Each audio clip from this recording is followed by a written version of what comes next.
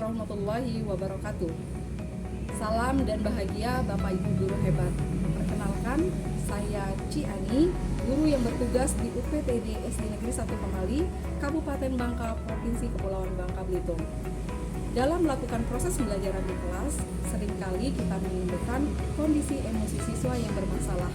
Misalnya, mudah marah, mengantuk, tidak mood dalam proses pembelajaran, atau bahkan tidak tertarik terhadap proses pembelajaran atau berkata tidak baik. Hal ini tentu saja berdampak pada hasil pembelajaran yang tidak maksimal. Penerapan pembelajaran sosial emosional dapat dilakukan dengan 3 cara. Yang pertama adalah pembelajaran secara eksplisit, kemudian yang kedua pembelajaran akademik yang terintegrasi dengan KSE, kemudian yang ketiga adalah pembelajaran dengan cara pelibatan dan suara murid. Lalu, bagaimanakah penerapan pengajaran secara eksplisit di kelas? Mari kita simak videonya berikut ini. Apa kabar anak-anak semua? Baik. Pembelajaran sosial dan emosional sejalan dengan peran pendidik yang disampaikan oleh Bapak Ki Hajar Dewantara. Pendidik adalah penuntun segala kekuatan kodrat yang ada pada anak, agar mereka sebagai manusia dan anggota masyarakat dapat mencapai keselamatan dan kebahagiaan yang setinggi-tingginya. Pemikiran KHD tersebut mengingatkan bahwa tugas pendidik sebagai pemimpin pembelajaran adalah menumbuhkan motivasi mereka untuk dapat membangun perhatian yang berkualitas pada materi dengan merancang pengalaman belajar yang mengundang dan bermakna. Kita merencanakan secara sadar pengetahuan, keterampilan, dan sikap yang dibutuhkan oleh murid untuk mewujudkan kekuatan atau potensi yang ada dalam dirinya. Pembelajaran holistik yang memberikan mereka pengalaman untuk dapat mengeksplorasi dan mengaktualisasikan seluruh potensi dalam diri, baik sebagai manusia maupun anggota masyarakat, agar dapat mencapai keselamatan dan kebahagiaan. Tulis di buku jurnal sebebas-bebasnya dengan gaya kamu sendiri. Kesadaran akan proses pendidikan yang dapat menuntun tumbuh kembang murid secara holistik sudah menjadi perhatian pendidik sejak lama. Kesadaran ini berawal dari teori kecerdasan emosi yang digagas oleh Daniel Goleman, yang dikembangkan Leo Terry Castle-nya, yaitu Collaborative for Academic, Social, and Emotional Learning, yang merupakan konsep dasar pembelajaran sosial dan emosional atau PSE. Konsep ini bertujuan untuk mendorong perkembangan anak secara positif dengan program yang terkoordinasi antara berbagai pihak dalam komunitas sekolah.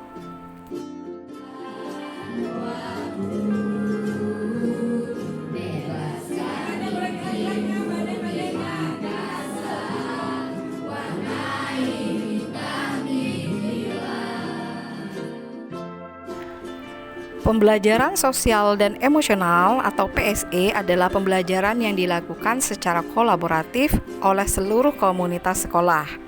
Proses kolaborasi ini memungkinkan anak dan orang dewasa di sekolah memperoleh dan menerapkan pengetahuan, keterampilan, dan sikap positif mengenai aspek sosial dan emosional agar dapat memahami, menghayati, dan mengelola emosi, menetapkan dan mencapai tujuan positif, merasakan dan menunjukkan empati kepada orang lain, membangun dan mempertahankan hubungan yang positif, serta membuat keputusan yang bertanggung jawab. Bagaimana? Tadi kan setelah kita melakukan pembelajaran sosial emosional hari ini, apa nih yang Diva rasakan? Bagaimana perasaan kamu setelah pembelajaran ini? Rasanya gimana? Kalau mau menunjukkan pakai perasaan silakan, kalau mau menunjukkan pakai roda emosi silakan.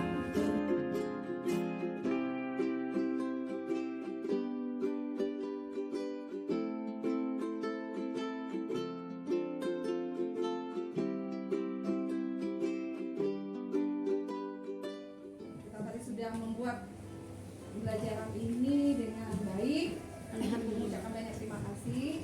Kalian juga sudah belajar dengan baik, sudah bisa mengontrol emosi, sudah bisa mengenali diri, emosi diri, sudah juga bisa mengelola. Ternyata emosi itu harus dikelola secara baik. Bukan berarti kita tidak boleh emosi ya, tapi harus mengelola dengan cara yang positif atau dengan cara yang baik.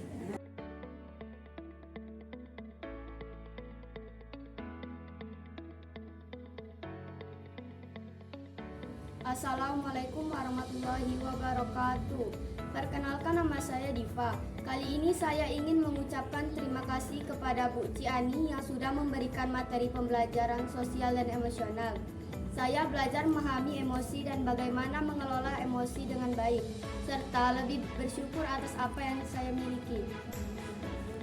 Melalui pembelajaran sosial dan emosional, saya menjadi pribadi yang lebih bisa menghargai diri sendiri dan orang lain. Selain itu, saya juga menyadari bahwa setiap orang hendaknya memiliki tempat untuk bercerita agar perasaan lebih terlega.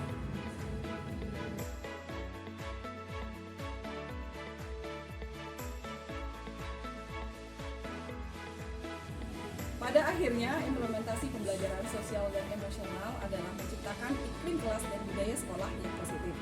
Salah satu upaya mengubah iklim sekolah, iklim kelas dan sekolah adalah melalui praktik guru dan gaya interaksi mereka dengan murid, atau dengan mengubah peraturan dan harapan sekolah. Lingkungan yang memprioritaskan kualitas relasi antara guru dan murid adalah salah satu indikator utama dalam menciptakan iklim kelas dan budaya sekolah. Kualitas relasi guru dan murid yang tercermin dalam sikap saling percaya akan berdampak pada ketertarikan dan keterlibatan murid dalam pembelajaran. Sikap saling percaya akan menumbuhkan perasaan aman dan nyaman bagi murid dalam mengekspresikan dirinya. Murid-murid akan lebih berani bertanya, mencari tahu, berpendapat, mencoba, bahkan berkolaborasi sehingga mereka memiliki kesempatan untuk mengembangkan kompetensi dirinya secara lebih optimal. Mari terus semangat mempraktikkan pembelajaran sosial emosional dalam pembelajaran di kelas untuk menuju well-being sekolah yang lebih baik. Wassalamualaikum warahmatullahi wabarakatuh.